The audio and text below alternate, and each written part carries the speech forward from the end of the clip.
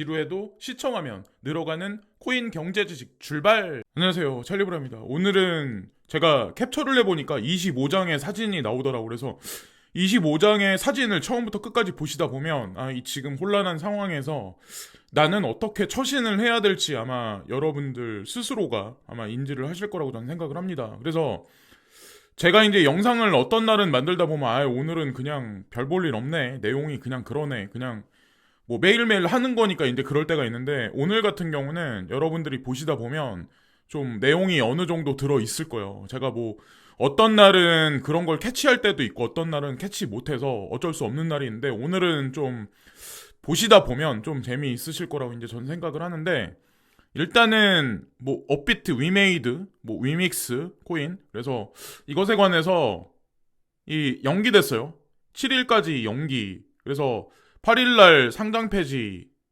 뭐 이 얘기가 있는데, 아시겠지만 이 연기됐다는 의미는 사실 지금 현재 한쪽 방향으로 쏠리지 않았다는 얘기거든요. 일단 처음에 위믹스가 업비트에서 상폐될 때 기준이 없었어요. 명확한 기준이 없는 상황에서 상폐가 됐다. 이러다가 붐에대해서 이 시간이 연기되니까 지금 코인이 급등을 해버렸죠. 여기서 그럼 피해자는 누구냐? 결국엔 개인 투자자들이었다는 거죠. 여기서 상폐 얘기 듣고, 자, 폭락했었을 때 손절한 사람들, 아마 많은 사람들이 아마 그랬을 거라 저는 생각하고, 이분들이 피해자죠. 여기 뭐 위믹스의, 위메이드의 뭐 장 대표님인가? 아니면 업비트 측이 피해자인가요? 어쨌건 혼란한 상황이 잘 마무리돼서 위믹스 투자자분들 다시 웃는 날이 왔으면 좋을 것 같고, 저는 잘 될 것 같은데 왠지 느낌이. 여기 보면은 이것도 여러분들 보세요. 이게 동일한 날에 이루어진 건데, 테라 루나 공동 창업자 신현성, 그러니까 우리는 하도 미디어에서 이제 권도용이 같다 하도 떠들어서 이제 권도용이 실질적인 그거라고 알고 있는데, 제가 알기로는 사실 이분입니다.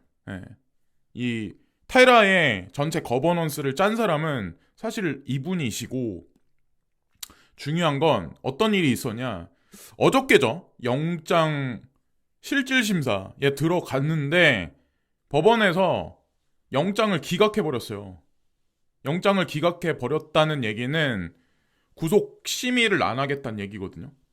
자, 뭐라고 얘기가 났냐면, 어제 구속영장 실질심사를 진행한 홍진표 서울 남부지법 영장 전담 부장 판사는 오늘 오전 2시 반쯤 신전 대표, 초기 투자자 3명과 개발자 4명의 구속영장을 모두 기각했습니다. 영장 기각됐습니다. 그래서 그 뭐라고 얘기가 나오냐면, 수사에 임하는 태도, 진술 경위, 과정, 내용 등을 고려할 때 정당한 방어권 행사의 범위를 넘어 증거를 인멸하거나 도주할 우려가 있다고 보기 어렵다. 이 얘기는 구속을 안 하겠다 는 얘기인데, 아마 시간이 걸릴 거예요. 이게 마무리가 될 때까지는 시간이 걸리겠지만, 여기 관련된 인물들을 뭐 구속 수감하지 않겠다. 제가 말씀드렸죠, 예전에. 공권력이 손대지 못할 거다. 왜냐면 더 이상은 말씀 안 드릴게요. 어쨌건 그렇다. 그래서 누누이 말씀드리지만, 루나도 마찬가지, 셀시우스, 트리어로 캐피탈, 특히 보이저, 끝나야 끝나는 거다. 근데 아마도 제가 보기에는 시간이 어느 정도 경과되면 다 아마 실체가 드러날 거고. 자, 그리고 이제 이걸 아마 여러분들 어저께 아마 주목해서 보셨을 거예요. 이게 원래 20만인가? 아마 추정치가 20만이었는데 26만 3천으로 나왔어요. 그래서 6만 3천 명이 더 일을 했어. 일자리를 찾았어. 그래서 미국 경제는 강해라는 얘기가 나오면서 사실 주식시장이 좀 하락을 했어요. 제롬 파월 연준 의장이 3일 전에 베이지복 발표와 미국 경제관에서 스태그플레이션 우려되기 때문에 강한 금리 인상 기조는 좀 무리수가 있는 것 같아 라는 발언을 하면서 월가에서 엄청난 유동성을 공급하면서 주식시장과 가상자산 시장이 뭐 비트코인 기준에서는 17,000달러, 그 주식시장에서는 4, 5% 정도 막 반등을 해버렸는데 이 뉴스가 하나 나오면서 이제 시장의 불안 심리를 사실 자극을 했어요. 일단 단기적으로는. 근데 제가 사실적인 걸 하나만 이제 보여드릴게요. 어떤 게 있냐면 일단은 FOMC 미팅이 거의 뭐 12일 남았습니다. 날짜를 따지면 오늘이 12월 3일이니까 여기다 12일을 더하면 12월 15일, 14일 뭐 요 전후가 되겠네요. 그때 이제 금리가 결정되는데 요걸 보셔야 돼요. 저 발표가 나온 이후에 자 여기 그 발표가 나온 이후에 어떻게 됐냐면 이게 0.5%거든요. 여기.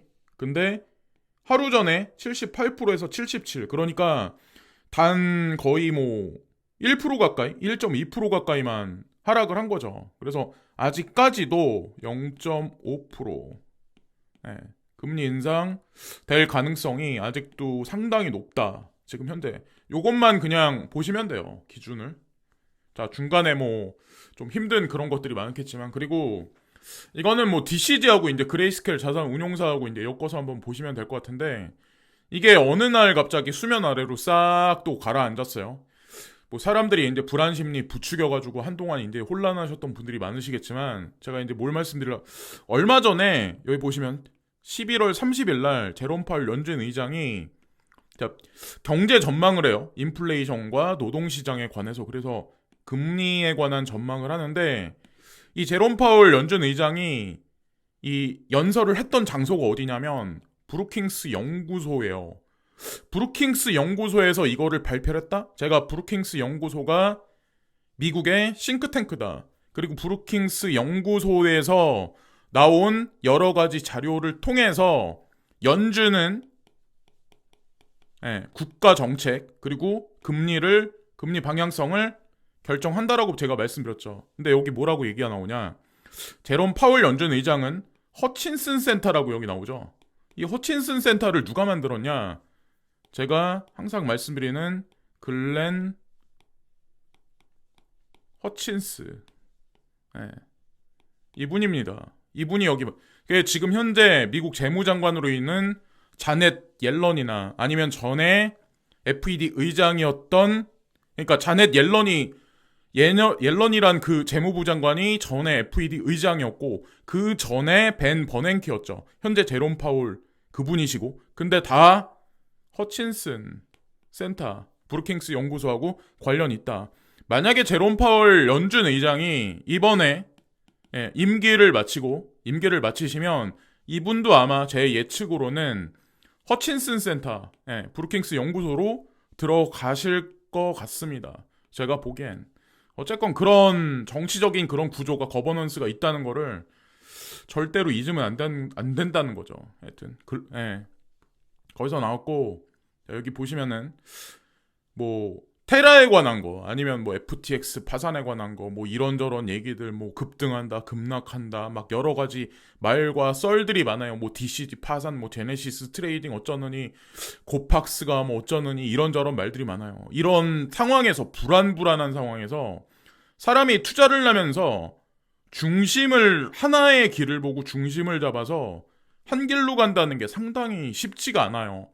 이 사람은 이렇게 말하고 이 사람은 또 이렇게 말하고 이 유튜버는 또 이렇게 말하고 이 블로그에서는 또 뭐라고 떠들고 오늘 뉴스를 보니까 또 이렇게 얘기하고 저렇게 얘기하고 이 상황에서 중심을 잡는다는 게 진짜 쉽지가 않습니다. 근데 그것도 제가 이거를 딱 말씀드리려고 하는데 어쨌든 뭐 테라 루나가 뭐 아직 결론이 나진 않았지만 그것도 그렇고 위믹스도 결론이 나진 않았지만 우리 대중들은 사실 그래요. 뭐 어떤 하나의 미디어가 어떤 하나의 SNS가 동시다발적으로 이게 다 연계가 돼가지고 이게 유기적으로 한번 퍼지면 이게 다 군중 심리를 자극을 하거든요. 그럼 과연 이 전체적인 그림을 만드는 이 실체는 과연 누구일지, 이 실체가 대중들이 돈을 벌기 원하는지, 대중들이 투자한 코인을 뺏기를 원하는지, 이런 사실을 전 알아야 된다라고 저는 이제 생각을 하거든요. 그래요. 이 페이스북에 아니면 트위터에 인스타에 뭐 유튜브에 개인들이 어떤 특정 기사의 부정적인 면을 보고 이걸 또 보도를 해. 그러면 누군가가 그걸 또 트윗에 올려. 여기선 더 확대해서 그래. 이게 페이스북으로 가고 예? 각종 SNS를 퍼지면서 부정이 더 큰 부정을 낳고 여기서 중심을 못 잡게 만드는 거죠. 이 자체가 다. 제가 항상 누누이 말씀드리는데 똑같이 코인 투자해도 결국에는 몇 프로 돈 버는 사람은 몇 프로 안 될 거다 제가 말씀드렸던 이유가 사실은 이걸 누군가가 만들어내기 때문에 거기서 숫자는 뭐 시세야 뭐 그렇다 치고 버티지를 못한다는 거죠. 특히나 개인들이 더 이런 거를 더 확대 해석해서 더 많이 만들어내요. 이게 분별력이 없다라고 말하기에는 뭐하지만 어쨌건 제가 막 음모론이다 막 이런 얘기를 하는데 음모론이 없지는 않을 거야. 아마 주식시장도 아는 사람은 아마 알겠지만 그래서 우리는 그래요. 막 불안한 와중에 그러면 호재뉴스라도 나와야지. 내가 투자하는 코인 뭐 망하는데 뭐 상폐되는데 그레이스케일 없어지는데 뭐 DCG 그룹 파산인데 코인 시장 끝났다 막 이래. 호재뉴스를 막 찾아. 호재뉴스를 여러분들 같으면 이런 불안한 상황에 호재뉴스를 던질 것 같으신가요? 호재뉴스는 여러분들이 찾으시는 호재뉴스는 절대로 안 나와요. 내가 팔기 전까지는 절대로 안 나와요. 특히나 이런 지금 현재 FTX 파산 사건이 정리되지 않은 현재 상황, 명확한 규제안이 나오지도 않은 현재 상황에서 여기 나와 있는 이런 코인사들이 미쳤다고 호재뉴스를 던질 것 같으세요? 그냥 묻혀버리는데. 슬슬 지쳐서 팔고 나가면 그때서야 규제안이 나오고 그때 이제 살짝살짝 호재거리는 던질 수 있죠. 아주 미약한 거. 근데 우리는 그냥 지금 진행하고 있어. 요 정도. 근데 진짜 호재거리는 절대로 안 던진다는 거죠. 중심을 확실히 안 잡으면 XRP도 마찬가지야. XRP도 뭐 소송이 어떻게 되네, 뭐 어떻게 돼, 뭐 증권 판명 나면 뭐 이게 영원으로 수렴하네, 별 새끼들 다 있어. 어그로 끌어가지고 어떻게든 한번 해보려고. 이게 소송의 의미가 없다니까요. 이미 다 결정된 건데 SPFS, CIPS, BSN, R3, 스위프트 2.0으로 된다는 구조 형성이 이미 어느 정도 윤곽이 다 드러나 있는 건데 그게 사실이고 무슨 이게 의미가 있어요. 그리고 사람들은 위험은 없기를 바라고 부자는 되고 싶고 이런데 리스크 없는 데서 큰 수익을 날기를 바라는 거는 전 그거는 도둑놈의 심보라고 생각하거든요. 당연히 리스크가 크죠. 명확한 규제도 없는데 비트코인이 ETF 승인도 났다. 그리고 명확한 규제안도 나왔다. 주식시장에 내가 투자한 코인이 관련돼서 많은 뭐 기관 투자가들이 투자를 하기 시작했다. 그게 뉴스에 나왔다. 그때 정도의 가격은 과연 지금의 가격일까요? 모두가 불안해하는 지금의 현재 현실에서 사람들은 오늘도 불안하고 내일도 불안하고 이럴 때 투자를 할 수 있을까요? 대부분의 사람들은 손절하고 나갈 수밖에 없어요. 지금의 상황에. 이런 상황을 누가 만들었냐? FTX 파산 사건, 테라, 루나 사건. 그게 정상적이었다면 신현성과 권도영은 이미 어떻게 보면 그쵸? 법의 심판을 받았어야 돼요. 근데 법의 심판을 지금 그게 그러니까 정상이 아니란 얘기죠. 그리고 중국도 마찬가지야. 중국에서 이런 얘기를 했어요. 크립토 커런시는 특히 기술 비즈니스에서 블록체인 대량 채택을 방해하고 있다. 블록체인 서비스 네트워크, 스파르탄 네트워크는 뭐 퍼블릭 체인을 뭐 그쪽으로 이제 방향을 틀 거다. 그래서 많은 기업들이 들어오게 하기 위해서 오픈한다. 이런 얘기를 BSN에서 이걸 했거든요. 여기에도 보면 크립토 커런시가 오히려 이걸 막는다라는 얘기가 있어요. 근데 제가 여기에도 오류가 있다는 걸 하나 보여드릴게요. 얼마 전에 11월 20일에 그 언저리에 여기가 런던이거든요. 근데 BSN이 개최한 포럼이 있었어요. 근데 이 포럼에 CBDC가 중심이 돼서 리테일과 홀세일즈 뭐 해서 뭐 이런 설명을 사람들이 하고 있어요. 근데 여기 왔던 사람들이 일반인들일 것 같으세요? 이게 다 영국에서 금융 쪽에 일하는 사람들이 와가지고 BSN 주최 여기 참여를 한 거예요. 이 BSN의 본사가 어디냐면 싱가포르예요.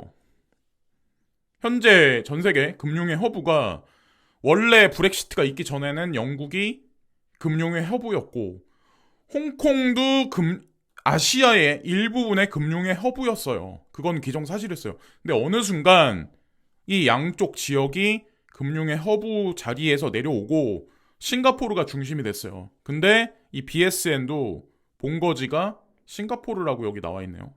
그럼 과연 싱가포르의 지금 현재 지역적인 특성 과연 뭘까? 알리바바가 만들어낸 엔트파이낸셜 거기 본부도 싱가포르입니다. 엔트파이낸셜이 차지하는 비중이 금융시장에서 상당히 높습니다. 골드만삭스, JP모건보다 더 덩치가 커졌어요. 지금 현재 상황. 이 상황에서 BSN에 이게 들어가네.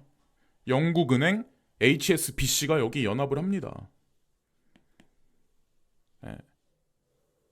영국은 친미라고 우리는 보통 그냥 친미와 반미로 나눠서 이렇게 생각을 하지만 영국은행이 BSN에 조인을 한다? BSN은 중국 정부에서 만들어냈다? 알 수 없는 일이 지금 서서히 벌어지고 있죠. 자, 이걸 제가 이제 말씀드렸던 이유가 여기서 BSN의 여기 대표는 여기 보면 레드닷 테크의 대표는 크립토커런시가 오히려 블록체인 대량 채택을 반대한다 라는 얘기를 했는데 이 얘기가 있어요. 홍콩 중앙은행 임원이 투자자 보호 규정 마련 중. 이게 어저께 밤에 코인텔레그래프에 나온 기사거든요. 투자자 보호 규정 마련 중. 이 얘기는 뭐냐면 제도권 명확한 규제안이 있어야 투자자를 보호할 수 있을 거 아니에요. 기준이 있어야. 근데 홍콩에서 이런 뉴스가 나오네. 과연 뭐가 진실일까요? 중심을 어디다 둬야 될지. 중국이 진짜 언제 오픈한다. 이 크립토커런시에 관해서 다시 밴시킨다는 얘기를 와전시켜서 언제 뭐라고 말 바꾸게 할지 그거는 진짜 아무도 모른다는 거죠. 그게 뭐 내년 3월이 될 수도 있고 5월달 안이 될 수도 있고 어쨌건 지금 스탠스만 보면 현재 그렇게 흘러간다고 이제 보시면 되고 그리고 얼마 전에 이제 그 서방에서 G7을 필두로 한 이제 서방에서 이제 미국 중심에서 뭐라고 얘기를 있었냐면 이 러시아를 제재를 가해야 되잖아요. 그죠? 우크라이나 뭐 분쟁 때문에 그게 무슨 얘기를 했냐면 이 오일 상한제를 만들어요. 근데 유럽 연합이 여기 $60 가격에 찬성을 해요. 근데 이 $60라는 가격이 자넷 옐런 미국 재무장관이 $60는 맞춰야 돼. 그래야지 러시아를 죽일 수가 있어. 근데 이 정책이 말 같지도 않은 정책인 게 뭐냐면 $60면 러시아 입장에서 손해볼 일이 아무것도 없는 가격대라는 거죠. 이 $60라는 데가. 이거는 따로 한번 조사를 한번 해보세요. 그래서 앞에서는 제재를 가하는 것 같지만 이면에서는 사실 의미 없는 그냥 취임사만 계속 한다는 거죠. 과연 미국과 중국은 서로 적대시한다고 서로 그러고 있지만 실제는 과연 무엇일까? R3와 BSN은 같이 움직인다. 과연 이게 뜻하는 거에 과연 무엇일까? 진짜로 서로 적대시할까? 대중은 군중 심리로 서로 이제 편가르기하고 막 이렇게 해서 뭐 서로 막 이렇게 막 분란을 일으키는데 사실 알고 보면 그런 것도 다 비밀이 있다는 거죠. 그리고 여기 삼성전자 부사장 상무급 수십 명에게 퇴직 통보, 쇄신 본격화할 듯. 제가 이 뉴스를 캡처했던 이유가 2023년서부터 쭉 바라보자 는 의미에서 이 기사를 캡처를 했습니다. 이게 많은 의미가 삼성이 원래 다른 보통 일반적인 기업들보다 조금 발빠르게 움직인다는 건 아시죠? 내년 그냥 반도체 시장이나 아니면 전반적인 경기에 관해서 이거 주식 시세를 제가 말씀드리려고 하는 게 아니라 그걸 이미 알고 있기 때문에 쇄신을 위해서 부서 병합이나 아니면 구조 개혁을 위해서 이 작업을 전 한다라고 생각하거든요. 그럼 삼성이 이렇게 움직이면 내년에 많은 일반적인 기업들도 이렇게 움직일 가능성이 상당히 높다. 많은 분들은 아마 원하지 않는 퇴직을 할 수도 있고 그런 상황이 아마 오지 않을까라는 생각을 합니다. 그리고 제가 이제 항상 강조해서 말씀드렸던 내용인데 인도가 일본, 독일 제치고 세계 3위 경제 대국 된다. 이 얘기가 나왔어요. 얼마 전에 영국을 제쳤죠. 2030년까지면은 시간이 아직까지 많이 남아 있어요. 이 앞에는 2030년에 3위다. 그러면 그 앞에는 미국과 중국이 있습니다. 자, 영국이 그러니까 인도가 그 정도로 모건 스탠리 S&P 인도 지금 성장률이면 2030년 세계 3위 높은 무역 의존도 지정학적 사건 등으로 우려의 목소리도 있기는 하지만 이렇게 될 가능성이 상당히 높다. 아마 이거는 뭐 다들 아실 거예요. 이런 사람 저런 사람 말도 많고 탈도 많지만 어쨌건 이 흐름은 바뀌지 않을 가능성이 상당히 높다. 제가 뭐 디테일한 것까지 얘기하면 방송이 너무 길어지기 때문에. 그리고 앨런 머스크가 6개월 내 인간 내에 컴퓨터 칩 심는 임상 진행 나도 심을 것 본인도 한대요. 이거를 이게 일명 제가 알기로는 뉴럴 링크인가 하는 걸로 알고 있거든요. 이게 칩을 심으면 거기에 외부에 있는 지식을 그러니까 그거를 정보를 넣고 빼고 할 수 있죠. 그러면 이 얘기가 뜻하는 건 뭐냐면 정보가 일단 특정한 인물에 국한되게 그게 되는 게 아니라 구글링에서 검색해서 누구나가 다 알 수 있는 거를 그냥 아무리 바보인 사람도 이 작업을 하면 그 사람도 이 정보를 다 알 수 있는 그런 세상이 오는 거잖아요. 그러면 보편화돼 버린다. 그러면 여기서 뜻하는 게 뭘까요? 학력의 파괴가 올 수 있겠죠. 학력과 나이와 뭐 직업에 뭐 여러 가지 어떤 하여튼 크로스 오버적인 어떤 그런 세상이 올 텐데 이 6개월 내라는 얘기가 있잖아요. 제가 이걸 보고 소름이 돋아요. 이런 정형화된 우리가 구글링에서 쉽사리 알 수 있는 그런 정보들을 보고 어떤 사람들은 추론을 하거나 새로운 형태의 뭔가를 추측하고 예상하고 할 수가 있잖아요. 요런 약간 또라이 같은 기질? 요런 것들이 많이 필요한 시대가 앞으로 돌아온다는 거죠. 그냥 사지선다 보고 단어와 단어, 메모리를 기억해서 보이는 걸 보이는 대로 해석하는 사람들이 아니라 보이지 않는 거를 잘 해석할 수 있는 능력이 있는 사람들이 조금 더. 근데 이런 상황이 오면 그냥 보편적인 변호사, 의사, 우리가 생각하는 사자 들어가는 직업들에도 많은 아마 변화가 있을 거라고 이제 전 생각이 됩니다. 어쨌건 무서운 세상이 점점 오고 있습니다. 자, 우리는 어떻게 대응을 해야 될까요? 제가 오늘 초반에 이제 말씀드렸던 여러 가지 뭐 우리가 이해할 수 없는 신현성에 관한 어떤 영장 기각이라든가 위메이드 상장 폐지에 관해서 연기했다라든가 뭐 이런 것들 하여튼 우리가 그냥 상식적으로 생각하면 그냥 보이는 대로만 코인 시장 투자에 관한 것도 보이는 대로 그냥 해석해버리면 뒤통수를 맞을 가능성이 상당히 높아요. 예전서부터 코인 시장은 항상 그래왔어요.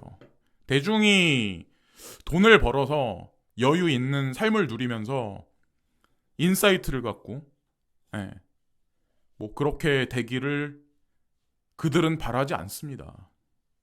자, 여기까지만 말씀드리면서 오늘 방송을 마치겠습니다. 오늘도 좋은 하루 되세요. 감사합니다.